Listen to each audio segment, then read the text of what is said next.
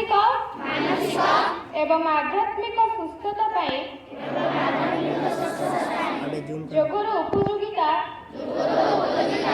विषय जाणी एक दैनंदिन अभ्यास भाव ग्रहण करने प्रतिज्ञा करुछि। योगासन प्राणायाम ध्यान किंबा एकाग्र चित्त सह मु प्रत्येक दिन योग करबा पई समय उत्सर्ग करने प्रतिश्रुति देउछि। योग को आमर नीतिदिनिया